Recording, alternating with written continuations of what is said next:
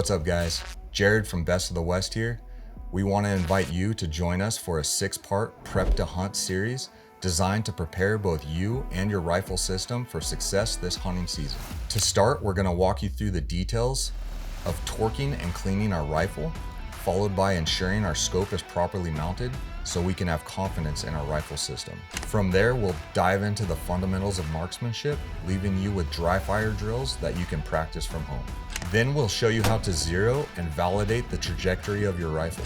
Finally, we'll put your skills to the test, challenging you to hit vital size targets from various field conditions using your full hunting gear loadout. Our goal is to provide you with a 6-week plan to build your skills behind your rifle and boost your confidence in your rifle system, maximizing your chances for success in the field this season. Let's jump into day 1, where we'll clean, torque, and set up our rifle system.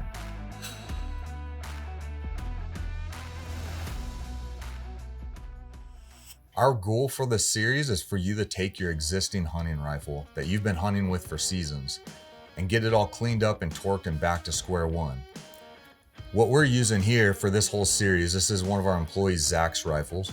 This is a Best of the West built 6.5 PRC. The specs of this build, we've got a Defiance Ruckus on the action. This is a Macmillan tracker stock. Barrel is a Proof Sendero in 22 inches. We're running an Ableco Theorem suppressor. Bipod, this is a pretty cool one out of New Zealand. It's a Backlands, really light, super adjustable. It's topped off with a Collis 5-25i and sitting in some spur rings. Got a Trigger Tech diamond in there, and then bottom metal and mag are both Hawkins. So this rifle, it's already shot 1 bear, it's shot 1 NRL hunter match. It's all dirty and perfect candidate for us to take you through our process. For tools, I'm using a pretty complete fix-it stick toolkit. I've got just about every tool that they make, but for you guys, if you're building out your own toolkit, you can get by with the T-handle and one of the adjustable limiters. This takes you from 0 to 65 pounds. So I'm gonna grab this guy and start pulling this rifle apart.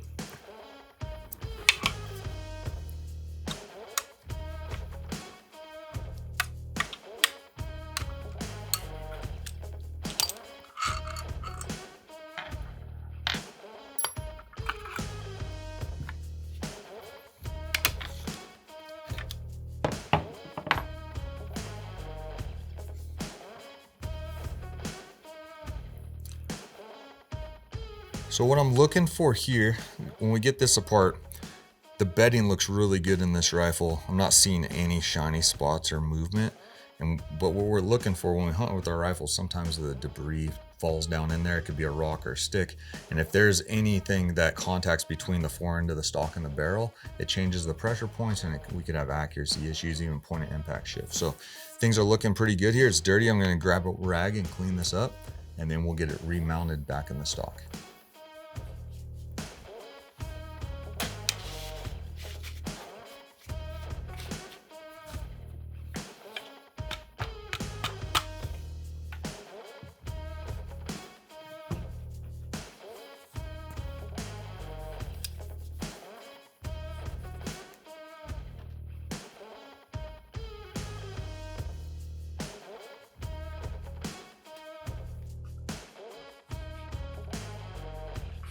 So one important thing to remember, this rifle is bedded very tightly in the stock.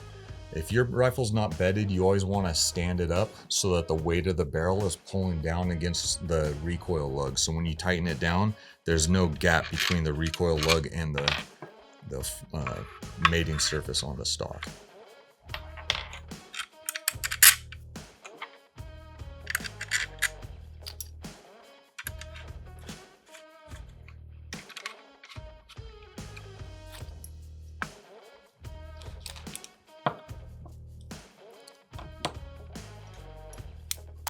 It's important for you to look at the manufacturer's specs for your torque specs.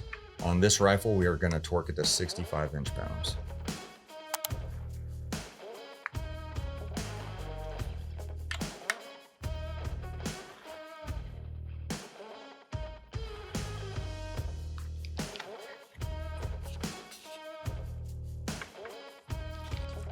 All right, torque specs on our spur rings here. We've got 25 inch-pounds on the cap screws and on the attachment points. One thing that you might want to do, and I'll show you what I do here, I will loosen my rings where they mount to the pick rail. It's going to be a little different if you have the all-in-one one-piece mounts. Again, look at the torque specs. But if you're running a pick rail to attach it, you want to make sure that you're pulling forward on the scope towards the front, so that the recoil, there's no gap there between the mating surfaces. So I'm pulling forward on that, making sure that we're tight on both ends. I've got my 25 inch-pound torque limiter.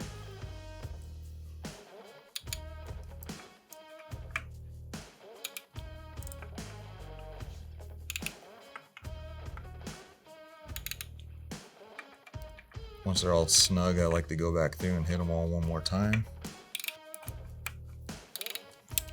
We're gonna hit the cap screws.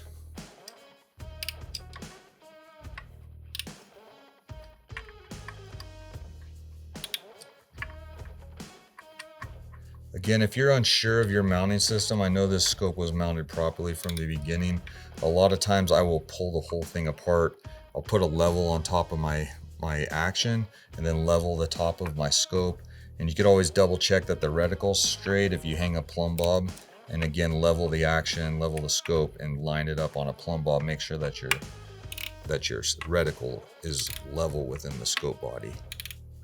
Now we're gonna walk you through our cleaning process. I'm gonna take my suppressor off. I'll get all the tools over here and mount it in our vise, and I'll walk you through the tools before we get started.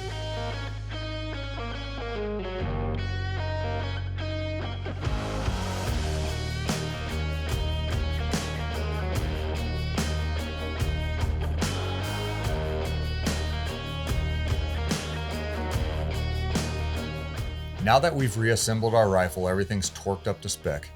I'm gonna walk you through my cleaning process. Starting with the tools I use, I like to use the Pro Shot micro polished one-piece rods. I've got one that I use for the bore, and then I have a short pistol one. This is what I like to use to clean the chamber and action area. I also use their bore guide.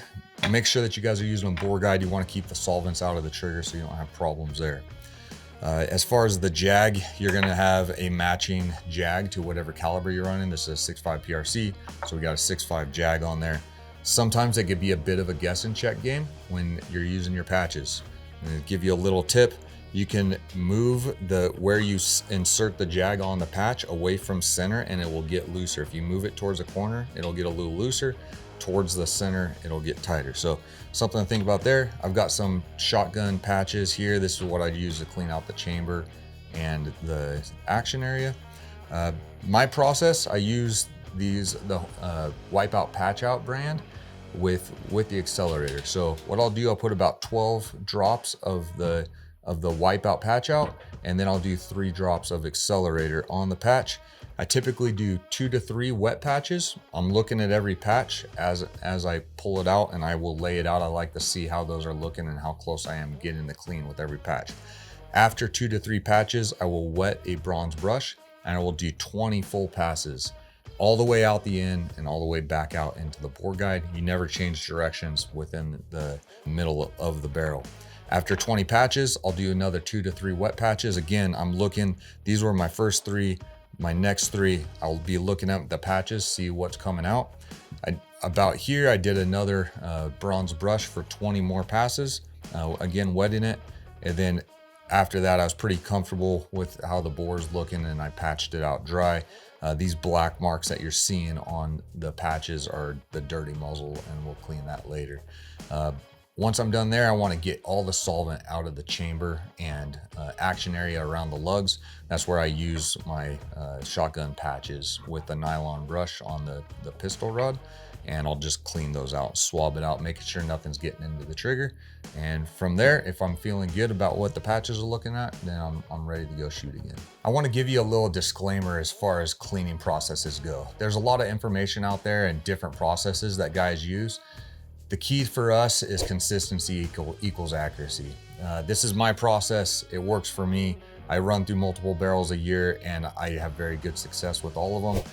The important thing to keep in mind, I always liken it to baking. If you change an ingredient in a recipe, it doesn't always work out. So if you follow this process, I'm pretty confident you'll have good results as I do. If you mix and match with other guys, it doesn't always work the same. You kind of want to find a process that's been working for somebody and follow that. Otherwise, it's going to be a guess and check game for yourself, which isn't bad either because you'll get your own results.